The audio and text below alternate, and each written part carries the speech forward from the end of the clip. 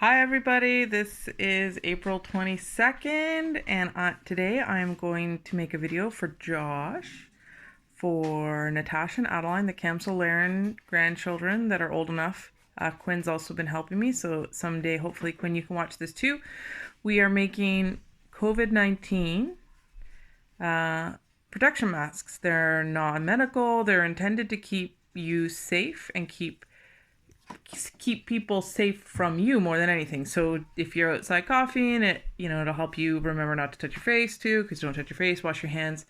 It doesn't replace any of the hand washing things that we do, but it is a nice layer of protection. So to get started, I have a pattern. I got my pattern off of the Cricut website, and I have a Cricut paper cutter, which is great. So the one that I chose was the adult large. So I have two patterns that were printed. This is one, and then you'll see, I wish I could, and then there's a second pattern, and it's the same shape all around, but there's an extra inch here. You'll notice that I've cut mine with my rotary cutter. So now that I've got my patterns that I've printed out, I put my fabric on the nice green place, and I put the fabric down. I put two layers, the right sides together, so the side that you would want to look out, I make sure that they are together. That's actually a very important lesson that I have had to relearn a couple times.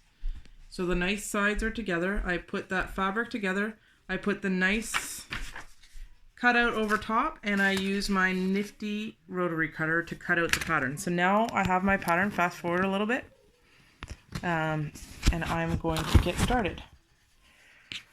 So you'll see I've chosen this really nice woodland. It's a cotton. Cotton is the perfect material. If you have poly cotton, whatever tightly woven material you've got is great. Make sure it's good for breathing, but also good for protection. So I've got this cut out, and I'll have two of the same size, and I have this color red to accompany it. So you'll see that I actually chose my really fancy material is the longer one for this one. This is the side that I want looking out, and I only want my wood line out. So now I've got these, they're faced together. I'm going to get my sewing machine set up. So what you'll notice about my sewing machine today is I've had a lot of problems with my thread. So I have a pink thread on top, and here in my bobbin case, that's your bobbin, I've chosen a gray color thread. That helps me stay on track. If the top thread and the bottom thread are not equal, it helps me figure out where my tension problems are. So I've been having a lot of tension problems, and you'll see that is why I chose to use opposite colors. So I've got this. I'm taking the curved side. I'm going to sew in 1/4 of an inch. So if you want a trick to know what about 1/4 of an inch is, if the edge of your thread sort of matches the edge of what we call the presser foot, or the foot of your sewing machine, then you know you've got a pretty even seam. So I'm going to sew that along, and I curve it just to keep it in line. My sewing machine sounds great. I go right to the end. You don't have to do a quick stop at the end, but you can. And then I cut my extra threads.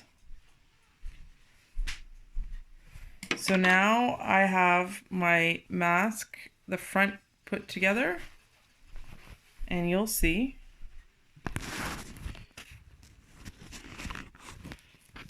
I don't have a production assistant, so bear with me. So you'll see that it's one full thread, and you can kind of see the shape. It's got the peaked top that's going to go at your nose, and it's got a straight bottom. So that's one side done. I'm taking the other side still to the good sides together as I prepare. Oh dear. I have a cut. I have failed my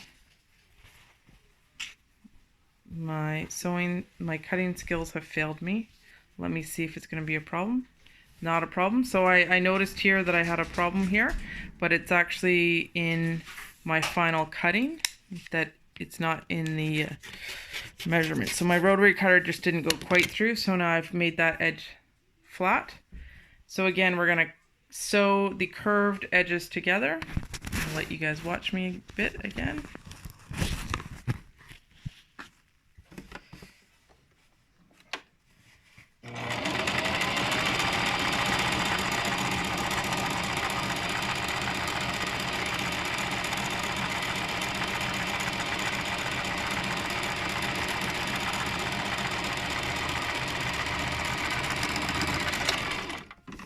Finished.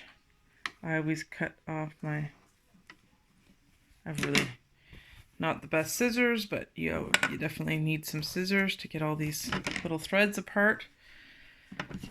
So now my production assistant is going to move my phone. Now I've got the second layer of a full mask. So now here's the two good sides. I'm going to put the nose peak with the nose peak, and it's really important that I match up the seam to the seam. So for the top, when I sew the top one, I do take a pin and I do secure it together. I tend to take a lot of shortcuts when I sew, but this is an important one, otherwise you'll get really frustrated quickly. I'll show you a couple when I was getting really started. I also tend to put one here on the edge to kind of keep it aligned, because with the curve on it, it kind of makes matching it up a little tricky. You'll see how easy it is to keep the tension perfect. So now I've got my two sides together.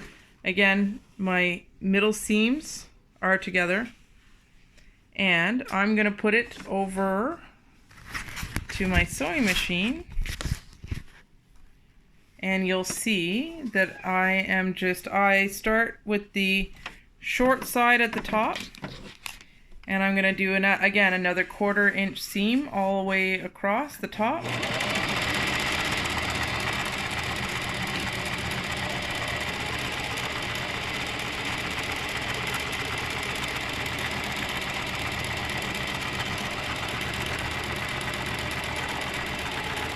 Went over my mountain. Whoopsies. So that's perfect. To get to the end, I cut. Now I'm going to I can take my pins out. I just leave my pins in. They don't cause any problems. Make sure my thread's still okay. And I go ahead and I do the exact same thing on the bottom. So that I'm gonna now do the 1/4 inch seam there too. I don't use the pins to keep the middle together. I know that the middle is together right now. I double checked that, and it's a little easier to keep it because it's flat. This pattern's also pretty forgiving, so don't worry about little mistakes. Oh, that was okay. I go all the way through.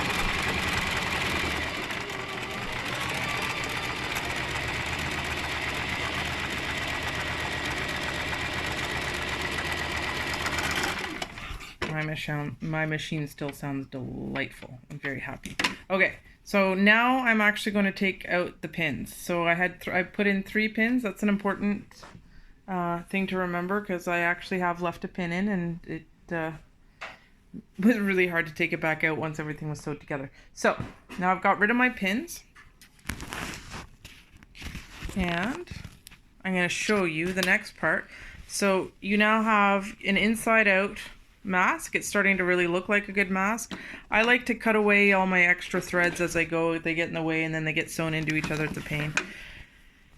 So you see here you have a full inch And it's not perfect. You'll see that my edges aren't perfect. It's a little curved. This one's a little bit bigger. It's okay. This is actually okay. So now my good side, I'm going to fold the good side back onto the bad side, onto the wrong side. Just a tiny bit, just enough to sort of let your needle sew it together. So it's actually, I'm just going to, see, this is why I had this. It very much confused me when I was getting started, so I got to take that off. My threads are in the right place. I take this down by a quarter of an inch. Again, it's not about precision, it's about how it's working for you. And then I'm gonna tack that down with just a simple run on the machine. Did I say it too soon? That the machine was my friend? I said it too soon. Okay, boys and girls, I have now jammed my... And the most important thing when this happens, you heard the big clunk, and look what I got. A big knot of... So don't go too far. Fixing it after is a pain.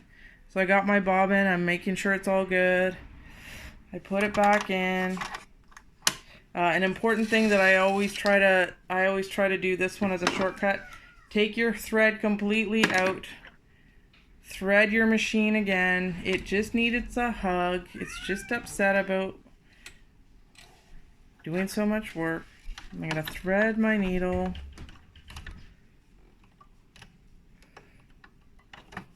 I'm going to pull it out, put it under the presser foot.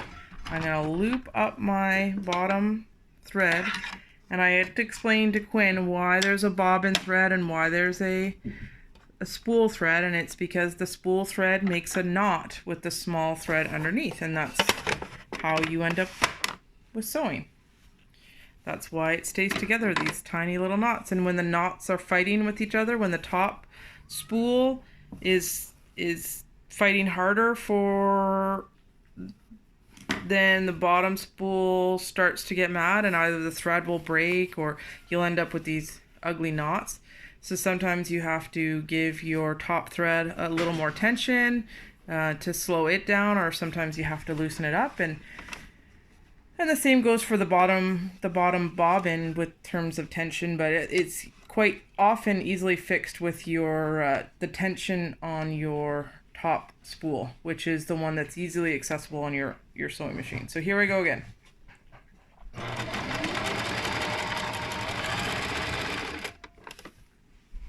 So here's where I made a mistake. I forgot that I sewed the wrong side. So that's okay. This is a very raw video, and I'm going to take it all out. So I'm using my fancy thread. The ball part is actually what goes in between, and it kind of just guides that. So now I've got to go rip up my threads, and I'm just gonna do it a little bit. I used to put the Sharpie part in between when I wanted to, and that is actually not the right way to do it. Mind blown. It will actually poke holes into your seams, and it's definitely not the right way to do it. So I use the thread cutter, and now look, I'm back to normal. So I flipped it the wrong way, not the end of the world. I flipped it back now, and I'm ready to go. So I've got the good side coming down to the back side, and here we go, ready to go. Who's still with me? Oh, and it's coming along.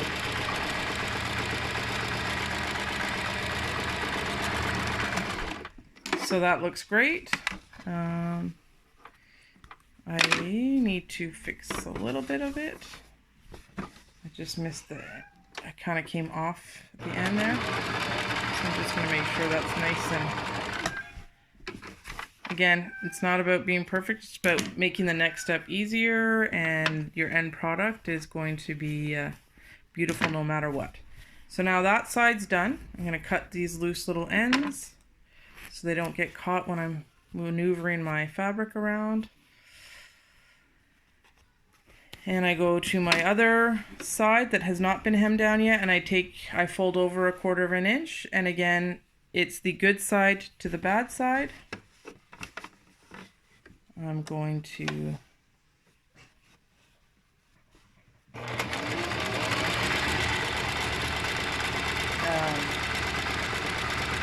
thread it or finish it off. So now that's done. Both sides are done. My threads are cut.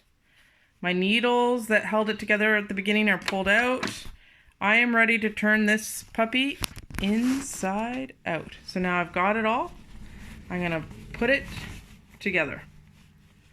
And this is what you'll see if you missed any seams, or you'll see on this side sometimes thread that has come through. If it's a problem, you might want to redo your seam, and if it's not a problem, go ahead and cut this sucker out. So I must have restarted it here. It's just I've got that. The integrity is good. It's good. It's nice and solid. Oh, nope. So I have a hole right there. That means I was either too close to the edge or my thread was too loose. So I'm going to pull it over. I know where that hole is. And yeah, you can see I kind of just veered off the right area. So I'm not going to redo the whole thing, but I am going to start a little further back. Follow the pattern, the path that I wanted to. So you're going over stitches that you've already done. I'm going to make sure I'm really careful here. And then I'm going to meet back up with my line. And it's good. So now I've been able to fix that small problem. When I turn it back over, let's see what we've got. I'll do that test again.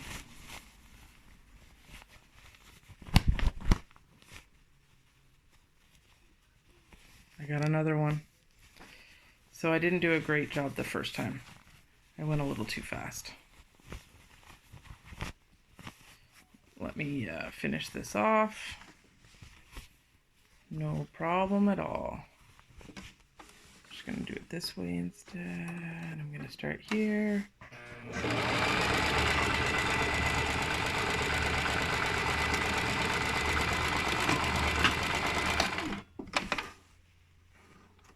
All right, let me see.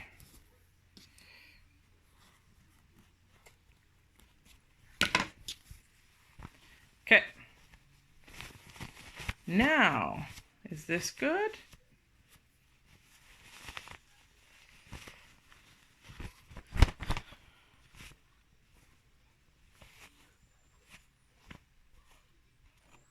This is good. So now I need to sort of flatten it out a little bit. It takes that curve back. It kind of gets a little clumpy at the top. So I kind of just, almost like a little iron. You use your little fingers to push down and sort of maintain that shape at the top. And you'll have, so now I have this. I'm going to, and you have to hold, this is a little bit over, and that's okay. So now you're going to do, again, another 1/4 inch reinforcement all the way around. You do the top and the bottom. So here's what that's going to look like.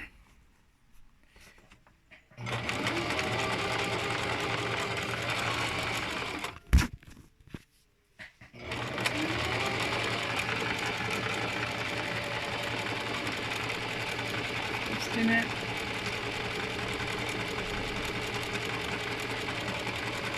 I get to my peak and I realize I'm not doing a great job down here. I just want to kind of just like an iron. I just make sure I adjust as I go, and then it's good.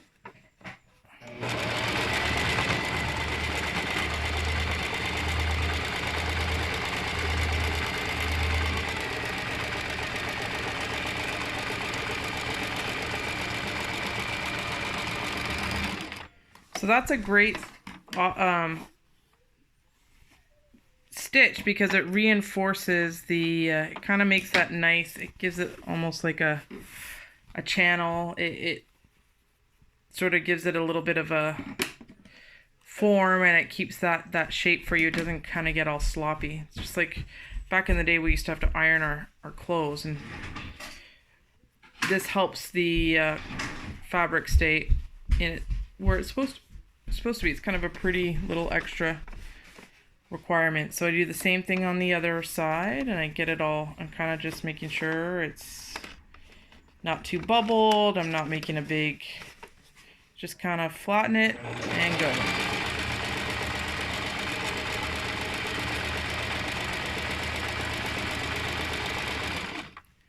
And then I'm going to want to make sure that I'm adjusting it again.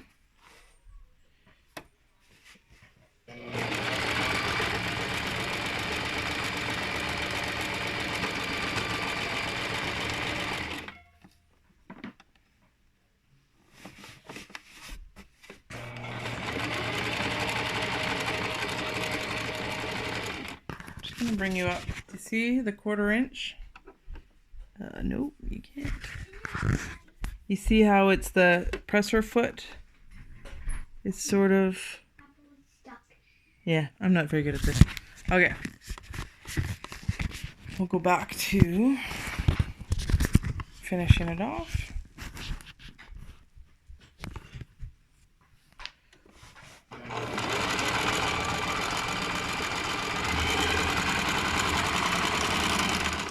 There you go. So then I've done my nice top stitching.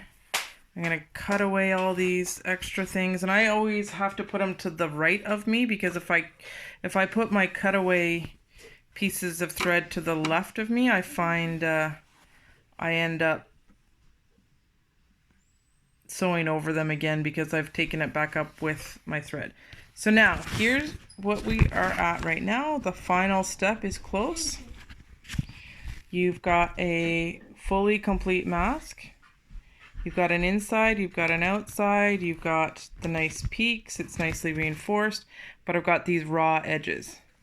So what I do for these raw edges is I add an elastic, a hair elastic. I'll have to find my hair elastic in a second. Where is it? Well, yeah, I just needed the actual package. Oh, here it is. So here's the package that I use. It's the Goody Ouchless for fine hair. It has the right stretch to it. It's the right size for most people. Not everybody likes to wear this around their ears though, so you can also use a shoelace. We're basically going to be sewing a channel, a nice little open channel.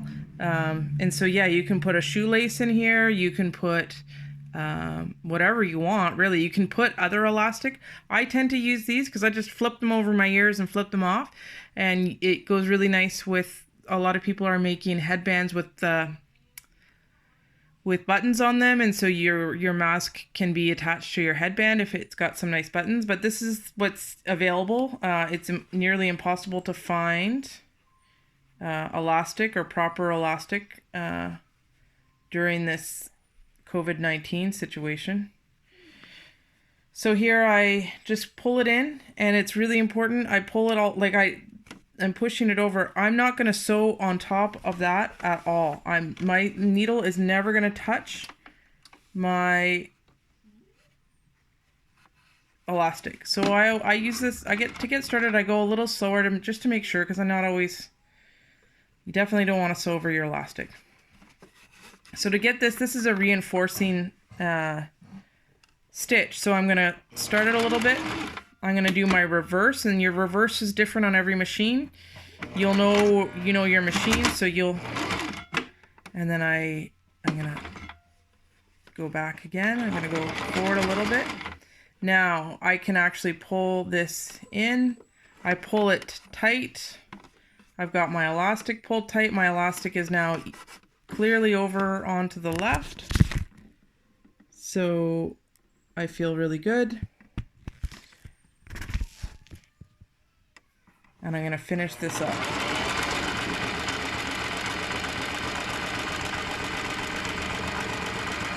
And then I'm going to get to the end, I'm going to reverse, I'm going to go, it just gives it that double confirmation. Oh, and look. So I think we might get some of this done, not all of it. So now my bobbin is not working, so bear with me as I fix this. It's just a knot in here, it's just a little out of whack. There isn't anything caught up in there, so I can put this one back quickly. The needle, yeah, it's sometimes this twists around the needle itself and causes a problem. That's not a problem. So now I'm gonna get those back up. They're ready to work together again. And I need another black hairband to be added to the other side. So take a look at this. It's really not perfect. It's not a square, it is diagonal, it's not cooperative. It just happens. But it doesn't matter because I'm going to fold it over to what I think looks good. Kind of matches the other side, and I'm going to get it started. Actually, I made this one a little too wide. I'm going to do again, I started a little bit slowly. I do a couple steps forward, a couple steps back, and then I go. I don't go over the hair elastic, so I'm going to pull it, put it into the nice little channel.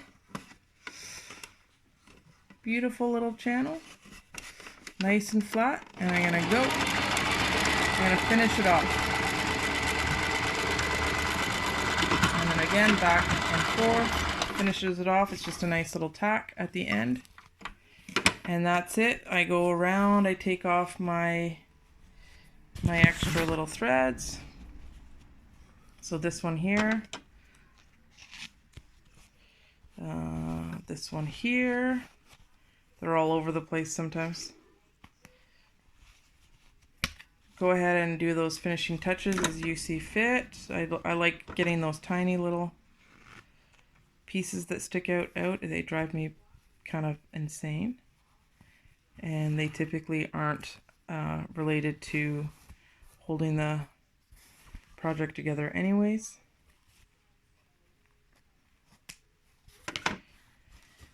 So now, oh, and look, I have this. This is actually from the fabric itself. Okay, now I have a fully completed mask, and I can wear it over my ears. It's super comfy. It covers my nose. There's not any gapping anywhere. It seems this is the right size for me. It seems to be the right size for Josh as well. So I'm sure it'll fit you, Adeline, and Tasha.